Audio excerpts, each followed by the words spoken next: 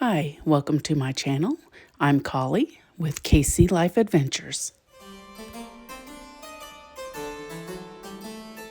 We're here at the Fort Richardson State Park and we're going to go check this out. We're going to go inside and pay. Okay, this is just outside of the visitor center. There's some bathrooms right here, but this is cute.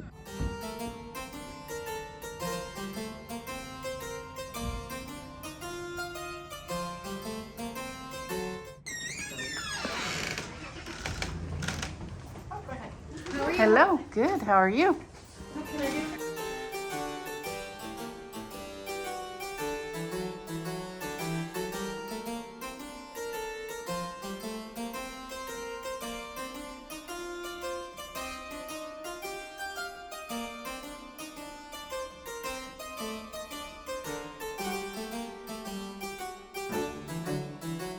So I was just coming out from the visitor center and I do not have any patches for Texas. So I found this one today and I'm excited. So once we get back to the van, I can hang it up.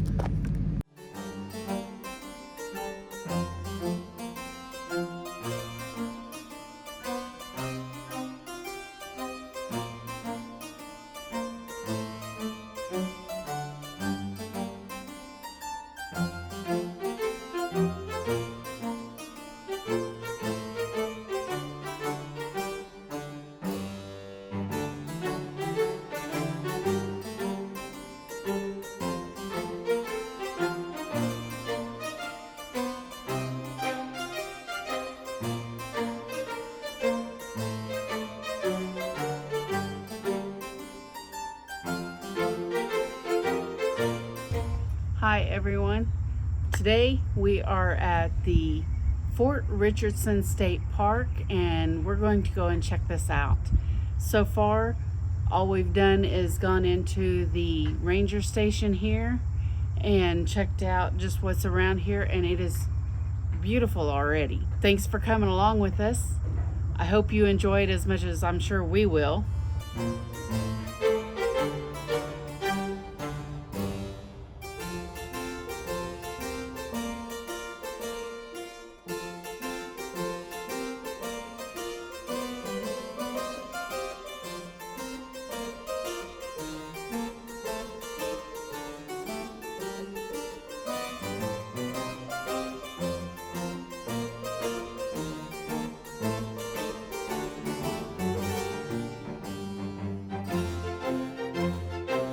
Some of the buildings that we're going to go check out is the Interpretive Center, which was reconstructed here in 1980s of the officers' barracks.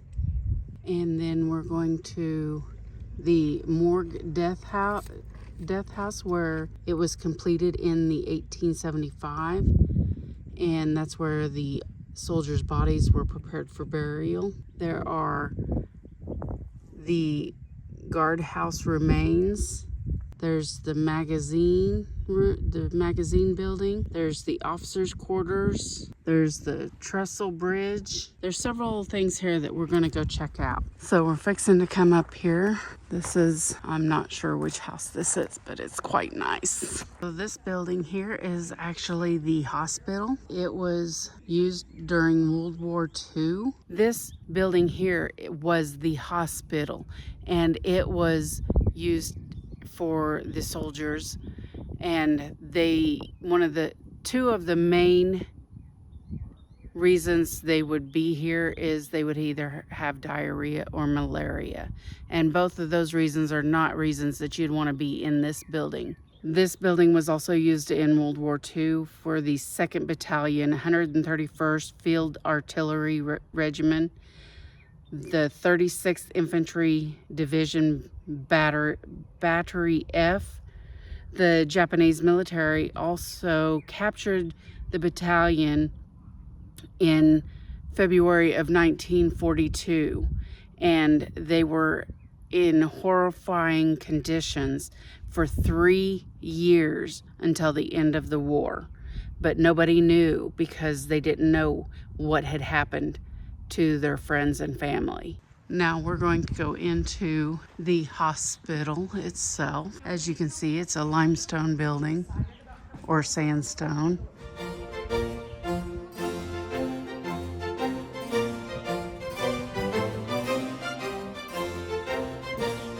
Here we have the loo. It is a 2-seater. This here is what would be the bathhouse where they would, this here's where they would take and soak and clean. If they didn't do that, they would use the loofah and a sponge. This here is one of the beds that they would use. And as you can see, it's got a bug net on it.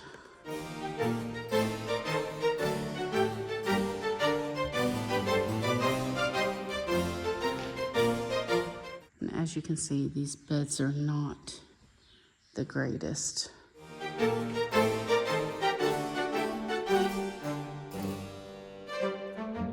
Between the beds, each bed has a table, and then like this one has a cup and then the bedpan.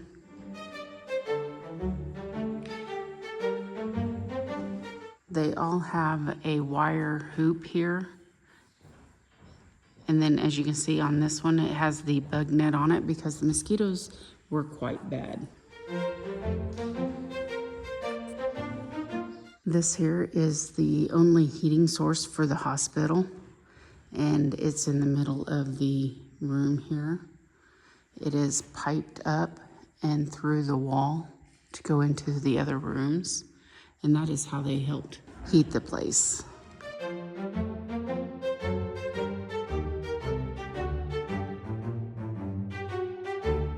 This here is the mess hall.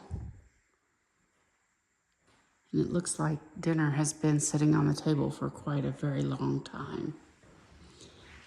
They do have a fireplace back here as well, so that's nice to help heat the place. And then back here, it looks like we have the kitchen.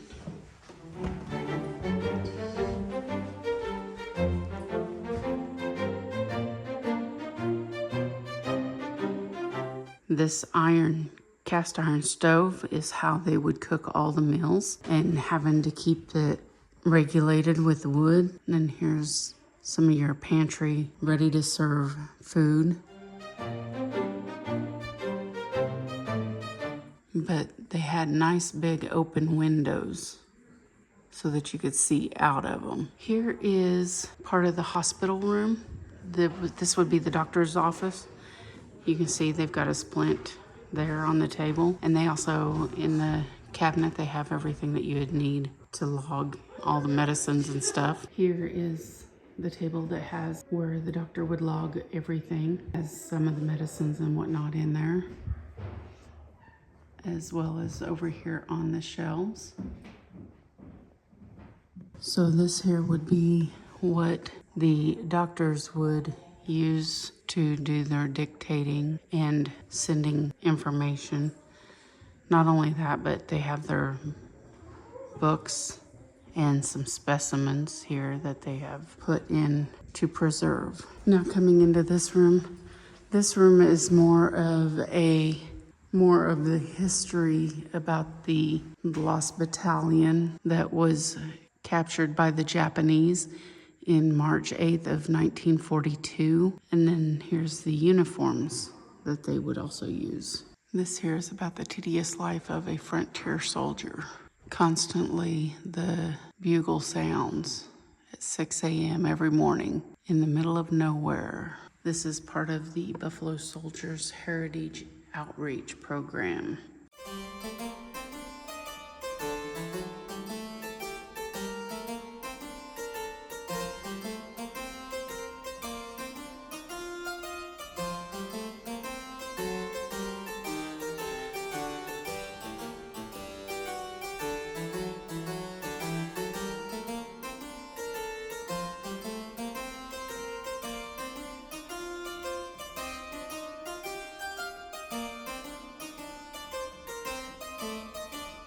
Here's a little bit about the Buffalo Soldiers, the America's first professional African-American soldier. At the end of the Civil War, Congress expanded the peacetime U.S. Army and recruited African Americans to this new expanded force. African Americans had served in volunteer units before, but never as professional soldiers. In 1867, they had a new career opportunity.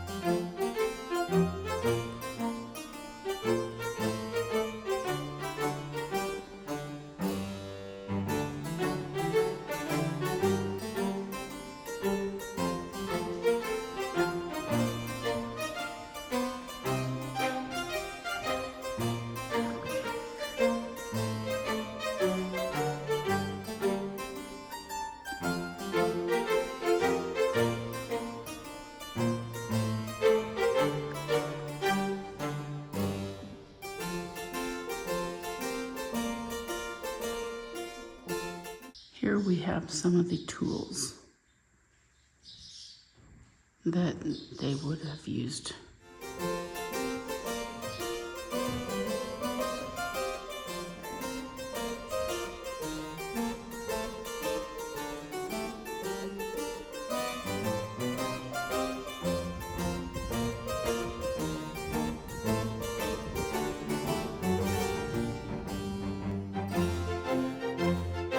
This hospital was named after General I.B. Richardson, Israel Bush Richardson. He is a native of Burlington, Vermont, and when he graduated from the military, he came down here to join the forces. We are heading over to the morgue building.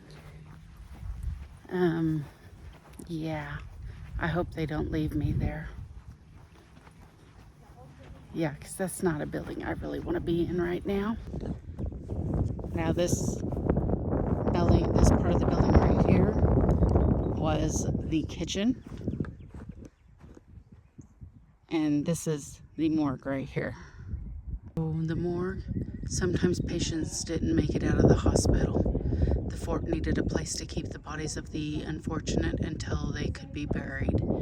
Originally, the plan was to put them in a dead room upstairs in the hospital, but with the Texas heat, it quickly became obvious that that was not going to work. Now let's enter into the morgue. Scary, scary, someone's in here. Oh no. Oh no. Somebody's under the blanket. Ma'am, what did you do to him? Oh, she's just doing his laundry. She's the laundress. Oh, just doing laundry. Okay.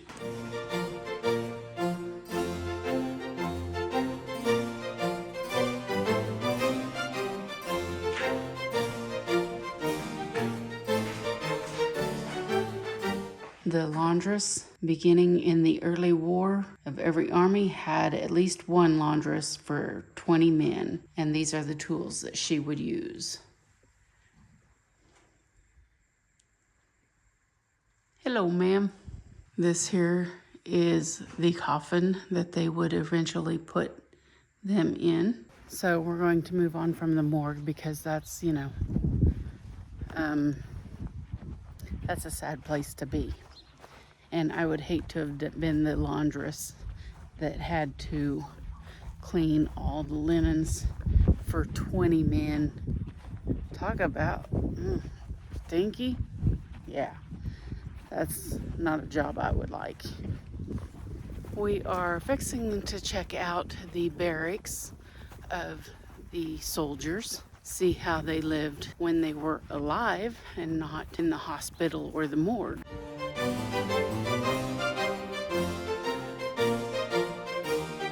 We are fixing to go into the enlisted barracks of the soldiers for over 650 men. They called this fort home for over a year round, and you had two options. You could either live in a barracks or you could live in a tent. Now, granted, there's no bathrooms in the barracks, and if you decided to live in a tent, you had the hot or the cold and everything in between.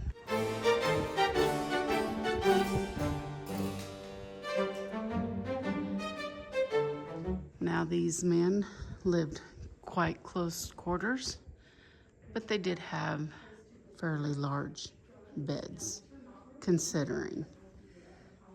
And as you can see, they are pretty cramped. It looks like they would have about a full-size bed, and they all had foot lockers. Now, there's quite a few that lived in here. And as you can see, it was just a roof.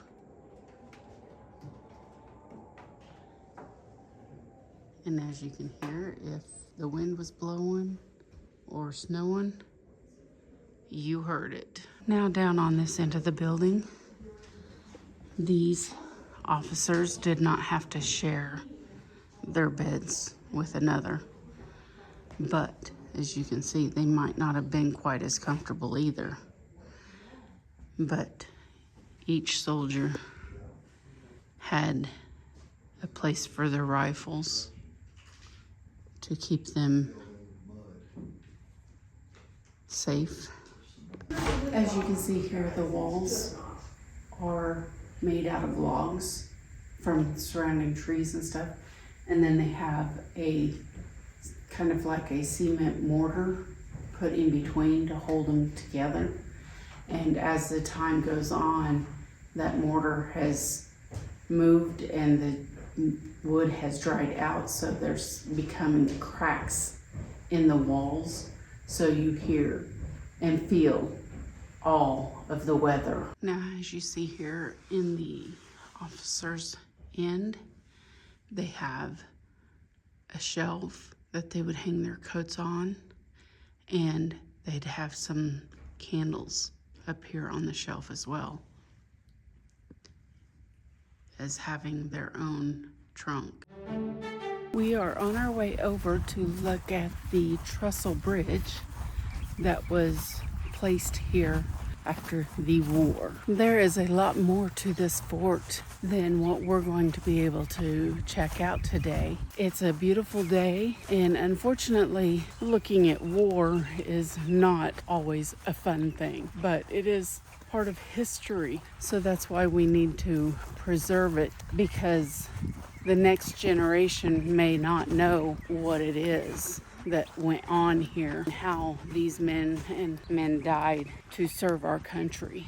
Now we're coming up on the Trestle Bridge.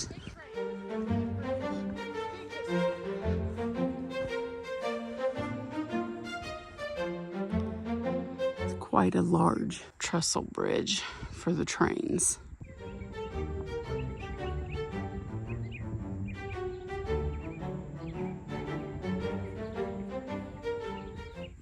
This thing is massive, quite large, and in charge. Fixing to go into the nature center here. And looking in, I can see some animals.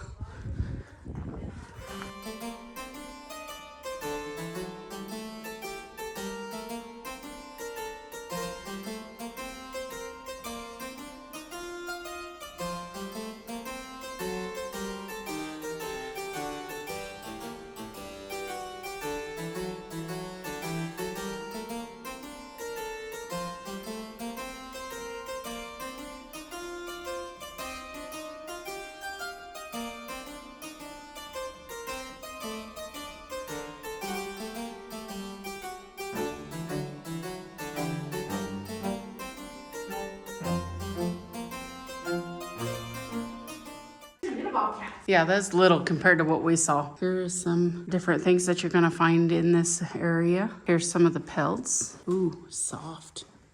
Not so soft, but still soft. I do recognize this one. It's a badger. You do have some beavers here.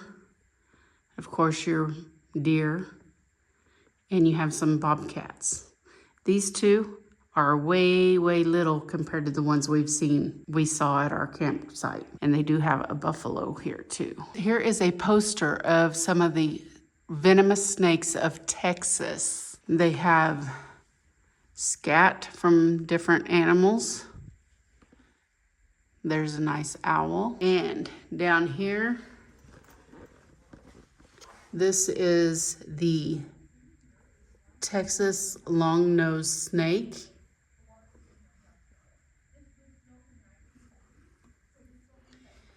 This one is the blue racer. Now, if anybody knows, this is my nemesis. I do not like them. This one, I'm not sure what kind of snake it is.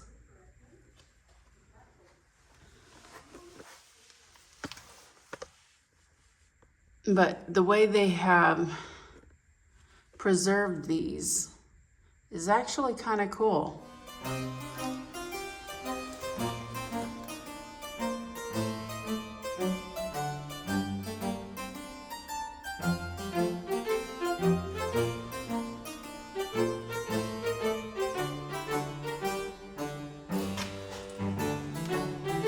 I keep looking for the rattlesnake and I haven't found him yet. This one is about some lizards, some different kinds of lizards. I'm sure that's a diamond head. Yuck.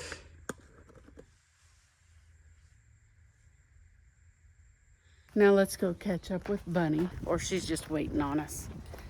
Because, you know, Bunny's not gonna stay in a room that has those creepy crawlers in there. So that's my job, and I don't mind it.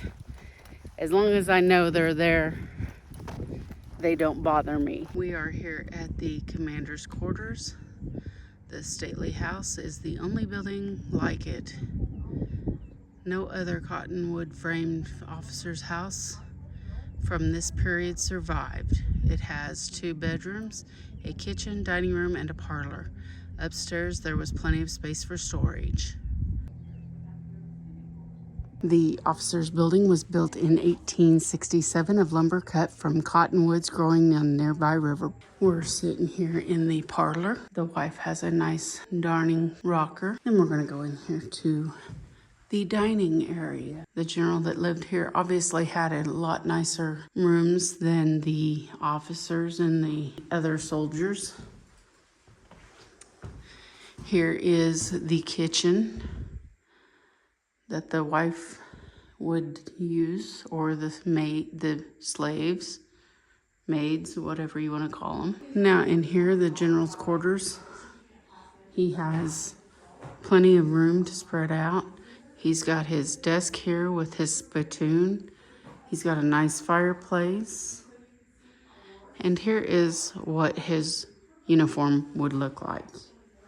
This here is General Ranald S. McKenzie. He was appointed to the U.S. Military Academy from New Jersey back in 1858 and graduated #1 in his class on June 17th of 1862. Here is some of the maps of what they would use. Here, just off of the general's office, is the general's bedroom. You can see he had a lot nicer bed. He had a nice armoire. They had a changing screen so that she could bathe, or he could bathe and shave. And then they also had dressers. So obviously the generals had a much nicer area. Obviously, if you wanted to be in the armed forces of any kind, you wanted to be the higher up. a lot of them still had a lot of hardships as well, but not like your foot soldiers or the buffalo soldiers. Colleen, what do you think about the fort? It's pretty neat. Yeah, it's pretty interesting to see how long it served. We're here at the Interpretive Center. We just made it. He's fixing to go lock up the other buildings. Fort Richardson was from 1867 to 1878. Oh my, he kind of scared me. I wasn't expecting a man standing there. This is the way he would have ridden. Here is some information about the Medicine Lodge Treaty back in 1867. Back in 1868 was the Washita Campaign. Back in 1869, the Quaker Peace Policy. Back in 1869, President Grant created the Board of Indian Commissioners. From Grant's perspective, the change was well intentioned. He believed that religious leaders from the Society of Friends, the Quakers, and other groups would offer more humane treatment of Native people. 1870, Kicking Bird's last raid. Among the reservation Indians, Kiowa Chief Kicking Bird was the outspoken leader of the peace faction. Warlike members of both the Kiowa and the Comanches attempted to discredit him, according to his cowardice.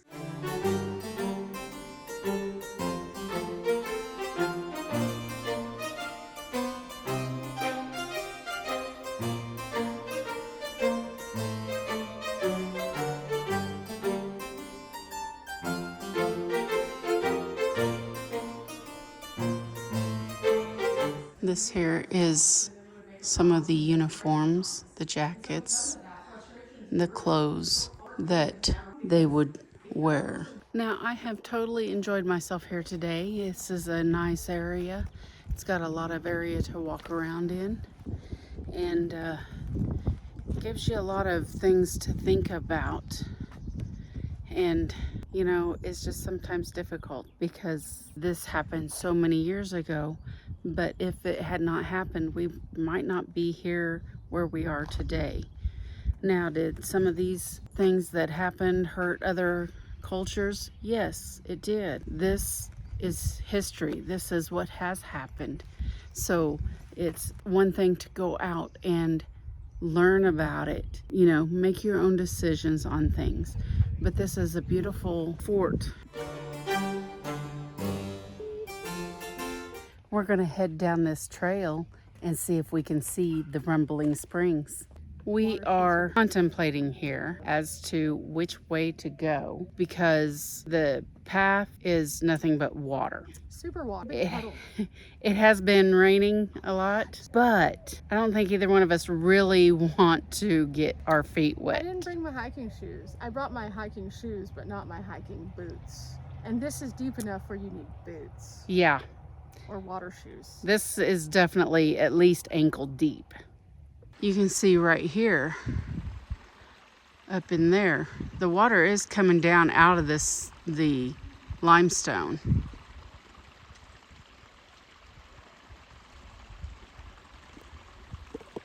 So you can see that there. It would have been better on the other side, but we couldn't quite get there.